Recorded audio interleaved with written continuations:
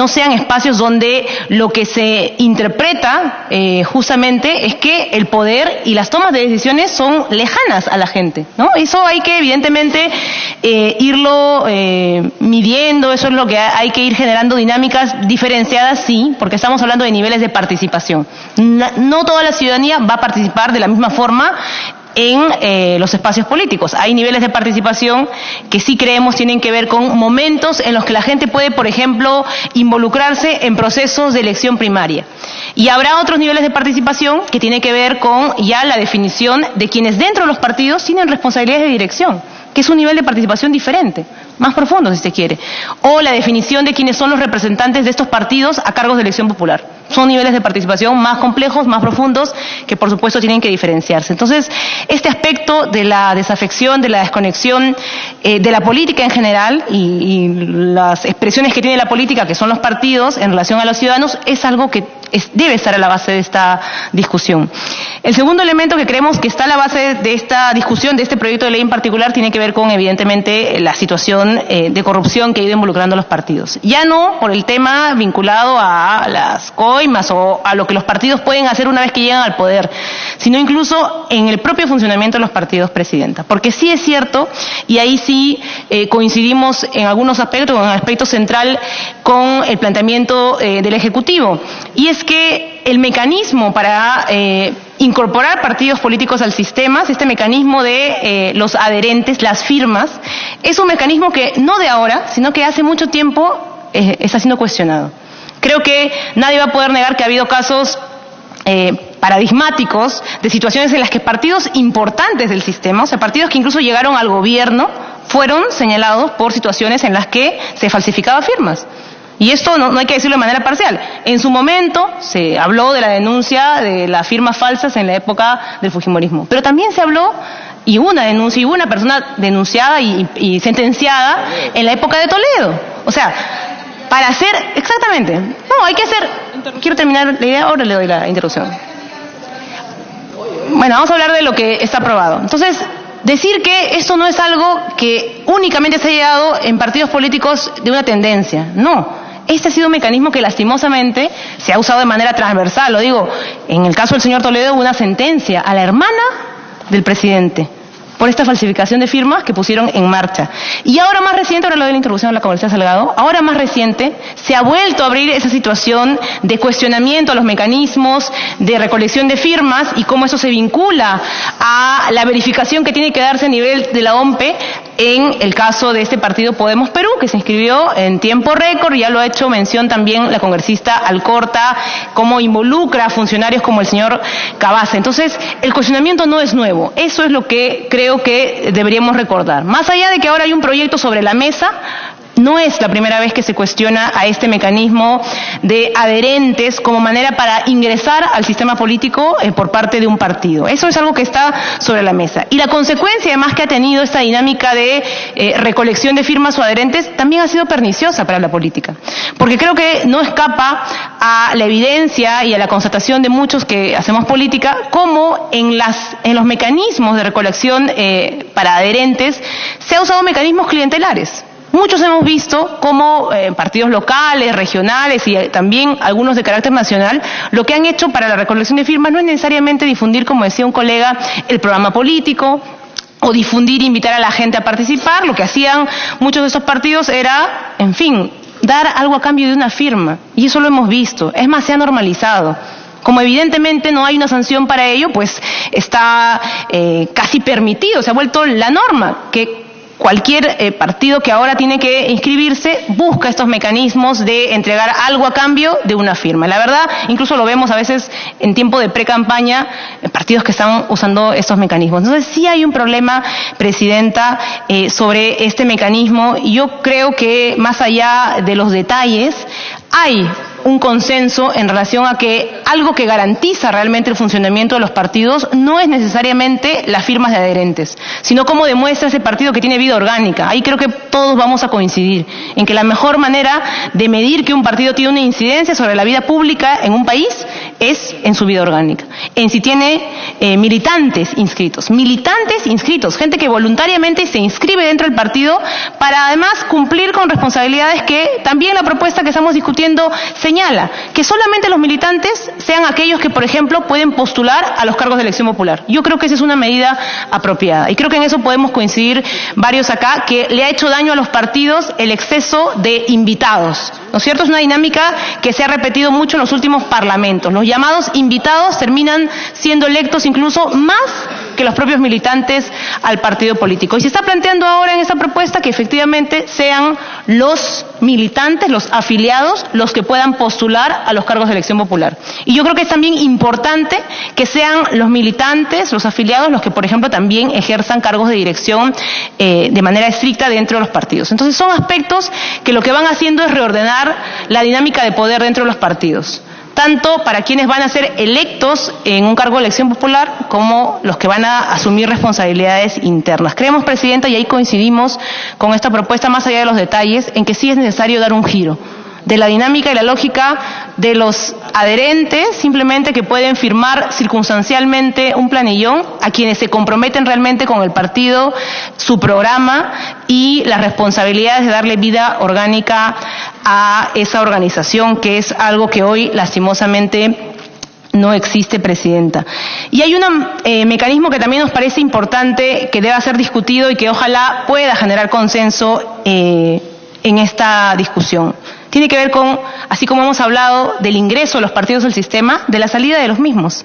Y yo coincido ahí con algunos congresistas que señalaban, es cierto que hoy tenemos una lista larguísima de partidos sin representación en el Parlamento, por ejemplo. Pero ¿por qué se ha dado esta excesiva proliferación de partidos? Yo apostaría, no tengo la data exacta, pero la podemos seguramente tener en el medio de la discusión, ¿cuántos de los partidos que hoy tienen inscripción electoral participaron en las últimas elecciones y, como decía la congresista Salgado, se retiraron? Se retiraron cuando vieron que efectivamente su propuesta no iba a contar con respaldo mínimo de la ciudadanía y no se les penalizó por eso. Han podido continuar, retirar y no se les ha cancelado la inscripción. O sea, muchos de los partidos que están hoy en el ROP no participaron en las elecciones o participaron y sabían que no iban a tener el mínimo para pasar la valla y simplemente se retiraron. Y para ellos no ha habido cancelación, es decir que es como si se hubieran saltado las últimas elecciones del 2016 y por eso tenemos una lista tan larga. O sea, no es una situación que no responda a una razón, responde a que no se había contemplado hasta ahora un mecanismo que diga está prohibido, por ejemplo, que un partido que participa en un proceso electoral se retire a mitad de camino o que de plano no participe. ¿Por qué? Si no participa. Entonces, esa propuesta también se está planteando y creo que eso es algo que va a ayudar justamente a medir cuánta vida orgánica tiene realmente una organización y creo que es otro aspecto en el que detalles más, detalles menos podemos coincidir. Eso, Presidenta, en relación a los temas que tienen que ver con el ingreso y la salida de los partidos al sistema. Ese es un punto que quería dejar en claro, Presidenta, como nuestra posición en este debate. Me ha pedido una interrupción la congresista Salgado y creo que también me había pedido una interrupción la congresista Alcorta. Congresista Salgado. Gracias, Presidenta. Gracias, congresista Wilca. No solamente para dejar precisado que el fujimorismo ya tenía su inscripción con Cambio 90, de la que yo soy partícipe desde el año 1989, y que nos costó recolectar las firmas una a una, sin entregar nada. Y también el grupo de Nueva Mayoría que luego se hizo en alianza. Teníamos 2 firmas. El grupo que quiso entrar como Perú al 2000, que se autodenominó también fujimorista, y fue encontrado en estas irregularidades y delitos, fueron juzgados y fueron los únicos que han ido a parar a la cárcel, por si acaso. Recién acaba de salir hace poco uno de ellos. Fueron a parar a la cárcel por el tema, ¿no? Por ese tema. Los demás que han hecho lo mismo, ninguno ha sido castigado. Ninguno ha sido castigado. Y ahí tampoco han aplicado las multas. Y sí había sanción para los que no se presentaban, pero también los obviaron. ¿Por qué? Porque no eran fujimoristas, ¿no? Si el fujimorismo se hubiera abstenido de participar en una contienda electoral, hace rato que nos hubieran eliminado, señora Presidenta, hace rato. Porque esas son las intenciones de ahora, de eliminar a Fuerza Popular. Pero son una representación nacional que estamos ya más de 30 años dentro del pueblo peruano. Así que va a ser bien difícil. Pero sí estoy de acuerdo, señora presidenta, que se tiene que poner una serie de llaves y parámetros, pero solamente quería aclararle a la congresista que no necesitábamos de eso, porque teníamos a Cambio 90, de la cual yo soy fundadora, y teníamos a Nueva Mayoría. No necesitábamos, y los que hicieron eso fueron castigados y fueron a la cárcel. Los que han hecho falsificaciones y han entregado cosas después de los otros partidos políticos, ni multa les han puesto. Qué benévolos han sido los organismos electorales, que inclusive les han permitido que se vayan a su casa y sus inscripciones estén vigentes. Solamente para aclarar, congresista. Gracias. Gracias, congresista Salgado. Congresista Wilca. No sé si la congresista Alcorta, bueno, en fin. Me había pedido Congresista Alcorta. Estos micros, ya.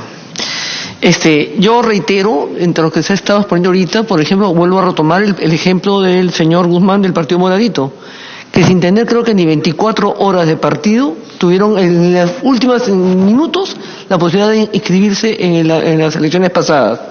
Y tuvieron que salir porque no cumplieron con los estamentos, con toda la organización, con toda la infraestructura, con todo lo que manda un protocolo de ser un partido político. Y este resultado, además, siendo un vientre de alquiler, porque encima al final quiso apoderarse del partido y lo terminaron votando. Creo que fue Áureo Segarra, el que formó este partido político, lo terminaron sacando. Esas experiencias no se pueden dar en el país nunca más.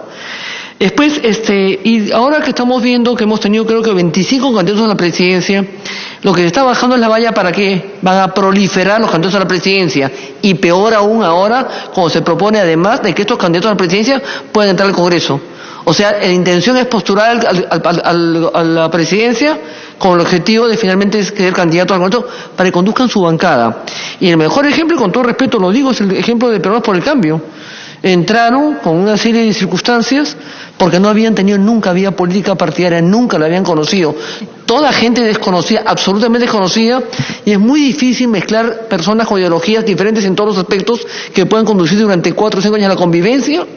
Es bien complicada la convivencia en 5 miembros de un partido. Lo vemos en la Acción Popular, lo vemos en el APRA. Es complicada, imagina una bancada de 75 de 18. Es pueblo chico, pueblo de incendio grande, igualito, la misma cosa. Entonces, eso es lo que no puede suceder. Y sobre todo en el caso de pretender hoy día, presidenta, si lo que estamos tratando de hacer es mejorar la calidad, las condiciones, la democracia de un partido político, veamos las cosas con frialdad. Pero no podemos acomodar a las circunstancias de ahora anímicamente llevadas por una circunstancia que estamos atravesando.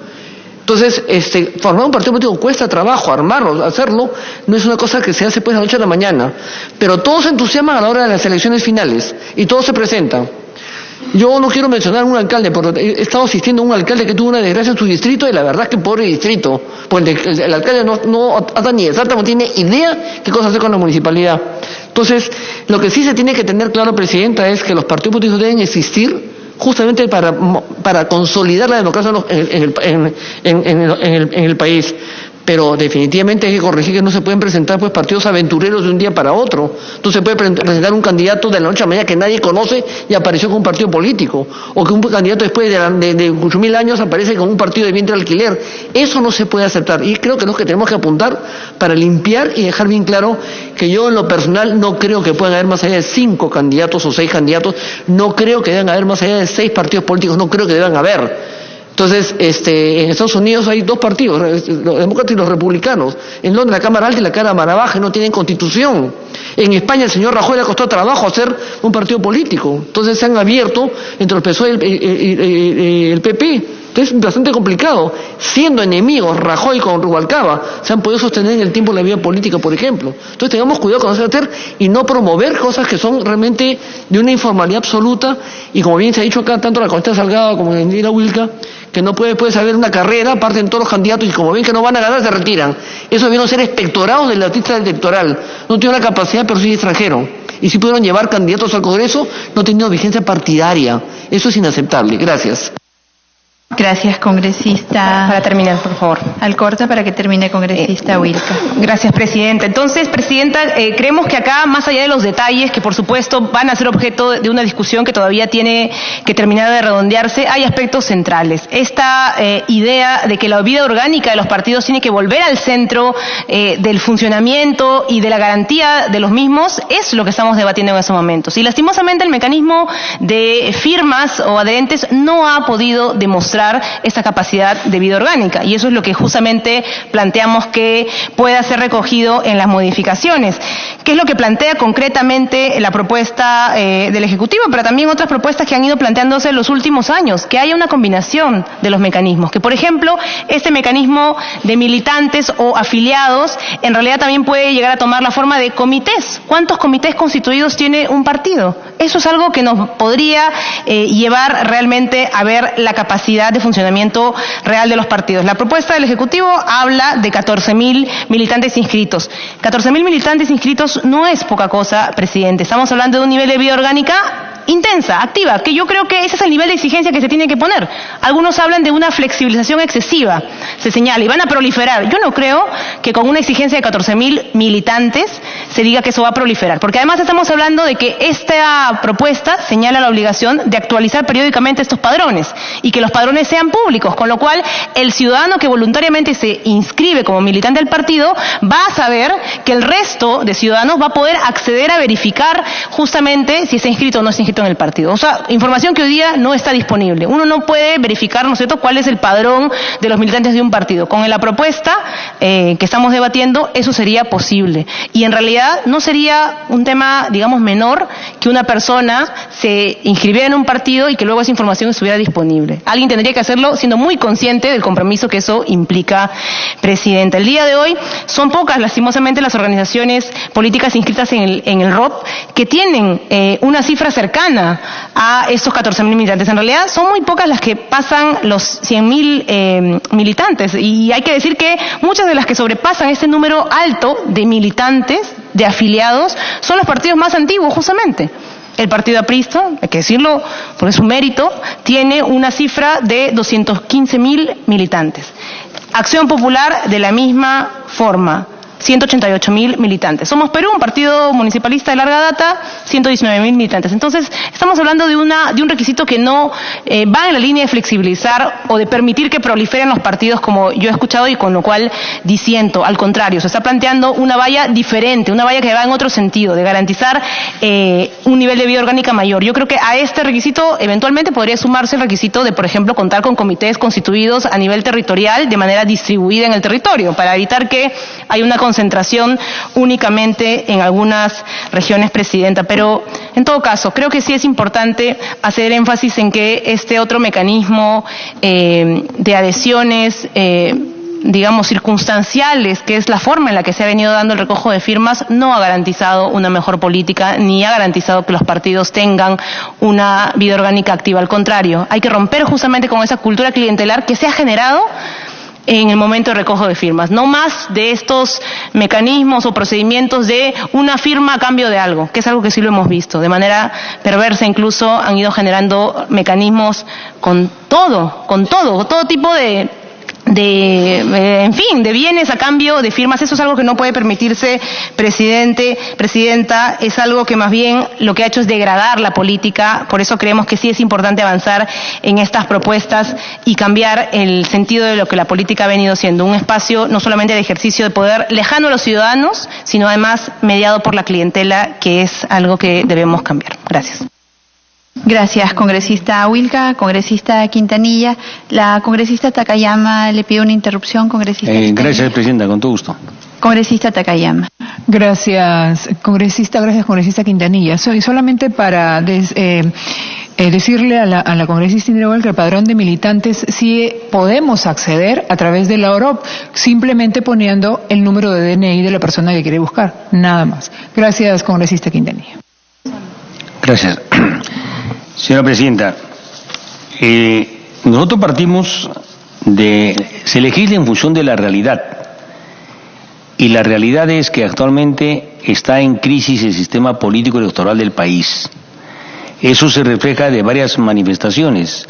Por ejemplo, yo siempre he sostenido de que una forma de medir la existencia de una agrupación política es en función de que cumplan sus estatutos.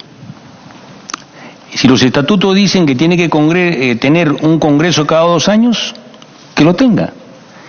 Si su estatuto dice que las decisiones las toma el Comité Directivo Nacional, que se reúne el Comité Directivo Nacional. Eso tiene que ser así. Ahora, lo que estamos discutiendo en la propuesta del Ejecutivo es cómo se accede. Y yo veo una contradicción en lo que criticaba el congresista Javier Violeta, decía, van a proliferar los partidos, van a proliferar las candidaturas a la presidencia con el aliciente que siendo candidatos a la presidencia van a poder entrar al Congreso. Pero si ustedes leen, o sea, tenemos que tener una interpretación de contexto integral, solo pueden presentar candidaturas quienes hayan obtenido el 4% de ciudadanos en las elecciones primarias. Y 100% entre 4 son 25. En el mejor de los casos, si matemáticamente habría una distribución exacta, podría haber en el hipotético, casi imposible caso, de que solo haya 25 candidaturas. Ese es el caso de organizaciones regionales. A nivel nacional es 1.5. Ya. Bueno, es un montón. Pero digamos, ahí hay una situación, digamos, que tiene que verse. Me dicen, sí. Congresista Gino Costa. Una precisión, Presidenta, se lo estaba diciendo en privado. El 4% es para organizaciones regionales, pero para los partidos nacionales es el 1.5%, que más o menos se estima con una población de electores de 24 millones, eso es más o menos 360.000. Es el mínimo que habría que obtener para poder participar en las elecciones en las primarias. O sea, las primarias se obtiene por lo menos 360.000 y eso te habilita para pasar a las elecciones generales. Gracias, colega. Gracias. En esa misma línea, ciertamente es para elecciones regionales que podrían ser 25 candidaturas. En el caso de las presidenciales, yo creo, digamos, que en el hipotético caso también, y haciendo una división 50 no va a ser. Incluso podría ser una valla muy alta para empezar, porque ciertamente hay que tener, hay que ir adecuando la realidad, digamos, a cómo responde los cambios que uno quiere interponer ahí. El otro elemento, señora Presidenta, para retirarse de la agrupación de ser partido. Aquí también señala no alcanzar un porcentaje de 5 congresistas o un porcentaje de 5%, etcétera. Hay mecanismos de salida. Y yo creo, digamos, que lo que nosotros debemos apostar es a que haya agrupaciones políticas con la mayor libertad posible, pero que también sean sólidas y democráticas, y esa es una de las cuestiones que tiene. El otro elemento, se decía, digamos, que las cuentas en mi opinión deberían ser, en el caso de agrupaciones políticas, absolutamente públicas. ¿Quién aporta? ¿Cuánto aporta? ¿Y en qué gastan? Eso debería ser un derecho público, porque ciertamente, digamos, entrar a hacer una actividad política significa, digamos, un gasto, pero también hay que poner. El otro elemento, se decía, digamos, que la propaganda va a ser a cargo del Estado y va a costar. Yo quiero decir, señora Presidenta, que nosotros deberíamos ir ahí también a preocuparnos, que es un problema colateral. Yo no entiendo por qué el Estado, a partir del artículo 66 de la Constitución, que dice que los recursos naturales renovables y no renovables son patrimonio de la nación y que el Estado entrega en concesión. El Estado debía mantener un porcentaje del espectro radioeléctrico, entregar en concesión hasta un 80-90%, pero mantener un 10% precisamente para hacer actividades propias del Estado, digamos, enfrentar una contingencia natural o una campaña de vacunación o también en coyunturas electorales. Ese es un tema. Congresista Quintanilla, discúlpeme, lo que pasa es que estoy tomando yo nota para luego poder recoger en los dictámenes que preparamos. Usted está proponiendo que entre un 10 y un 15% de los medios de comunicación pasen a ser propiedad del Estado para determinados aspectos relacionados al funcionamiento del mismo. ¿Es eso? Yo entiendo que ese es un tema de modificar el artículo 66 aparte, ¿no? Yo no sé si será conveniente meterle una reglamentación electoral o no, pero sí nos quedemos aquí en que sí el Estado tiene que mantener la franja electoral. Y para evitar los gastos, si hay una modificación posterior del artículo 66, en mi opinión es un debate aparte, el Estado debería mantener un número, digamos, de porcentaje en la participación. Sí, disculpe, congresista, no, lo que pasa es que luego después me reclaman cuando yo recojo o no recojo en el dictamen. Entonces, eso usted lo propone, pero para un debate posterior. Sí. Y está proponiendo que para la franja electoral sería un porcentaje de medios de comunicación exclusivamente dedicados a eso. Así es, sí. Gracias. Ya. El otro miren, de los privados y públicos. Sí. Ya. El otro elemento, el voto obligatorio. Ciertamente lo ideal sería que fuera voto voluntario. Pero mientras no tengamos una democracia y una cuestión de participación sólida, necesitamos tener esta restricción, esta obligatoriedad. Es lo mismo, sería ideal que no hubiera cuotas de candidaturas femeninas, indígenas, pero dada la realidad es necesario. Son discriminaciones o restricciones temporales. Mientras no se consolide totalmente la democracia, las necesitamos. Y el voto obligatorio debe mantenerse, porque no tenemos todavía una solidez en las organizaciones políticas. Porque si ahorita, creo yo, suprimimos el voto voluntario, corremos el riesgo que nuestra democracia se debilite más de lo que ya está. Entonces no conviene. Eso es una idea que puede, digamos, mantenerse en el futuro, ¿no? Y finalmente, también discrepando amigablemente con la congresista Indira Wilca, el porcentaje de invitados también es una restricción y una limitación temporal. Cuando tengamos organizaciones políticas democráticas, colectivas, sólidas, no habrá necesidad de invitados, pero como todavía no las tenemos, estamos en un proceso de tránsito, yo sí creo que hay que mantener un porcentaje del 20% de invitados. Cuando ya haya partidos más sólidos, democráticos y que tengan una participación mayor y haya mayor democracia, tenderemos a suprimirlos, pero en la realidad actualmente plantea que se mantenga, ¿no? Gracias. Gracias, congresista Quintanilla. Congresista Patricia Donaire.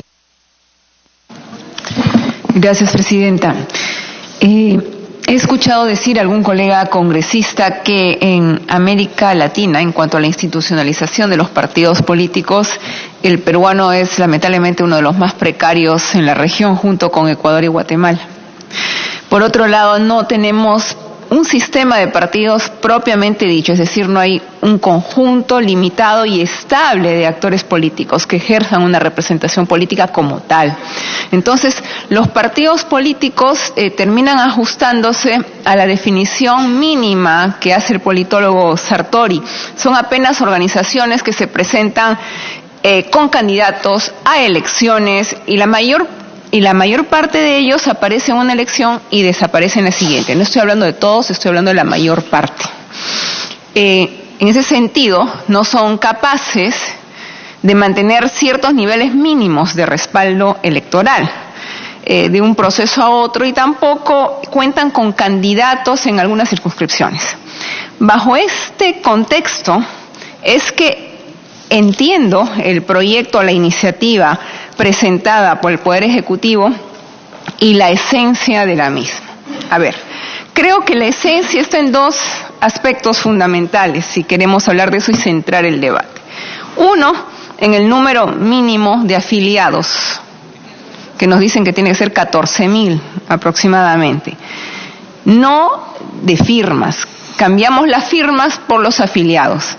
¿Y por qué las firmas? Porque justamente las firmas van en contra de esta institucionalización de los partidos, porque las firmas las recojo yo circunstancialmente en la calle y no estoy ganando afiliados a mi partido, no estoy ganando gente que piense o crea igual que yo, que tenga una misma ideología. Nos estamos engañando como partidos. Entonces, yo creo que si optamos por la afiliación, la figura va a ser distinta. Porque va a haber gente que se inscribe en el partido porque cree en la ideología del partido, porque quiere construir una vía partidaria, como debería ser. Ahora, que sea mucho la exigencia, quizás se pueda rebajar esa exigencia. Igual, respecto al tema de la cancelación de las inscripciones de las organizaciones políticas, se señala que si no se logra convocar un número mínimo de participación ciudadana en las elecciones internas, y se pone como referencia a 280.000 ciudadanos, también el partido no subsiste. Me parece correcto, porque un partido lo que hace es tener justamente una vida, un funcionamiento, y no estamos viendo eso en estos momentos. Nosotros mismos nos quejamos acá de que se presentan, de que se utiliza el trampolín electoral para una determinada agrupación, se utilizan vientres de alquiler y no estamos haciendo nada para fortalecer a los partidos que ya existen y que trabajan en esa línea. Entonces, me parece interesante colocar esta valla dentro del proceso electoral interno. Puede ser exagerada, como lo han dicho también acá algunos congresistas, 280.000, ¿cómo se consiguen? Hay lugares muy aislados, ¿cómo llegan a votar? Creo que también podríamos ajustar ese número, pero que es una valla interesante para caminar hacia un fortalecimiento de partidos, creo que lo es. Entonces, Presidenta, solamente puntualizar esos dos aspectos y pedirle que podamos de repente concentrarnos en eso que para mí, puedo estar equivocada, me pueden corregir, es la esencia de la confianza propuesta por el Ejecutivo. Gracias.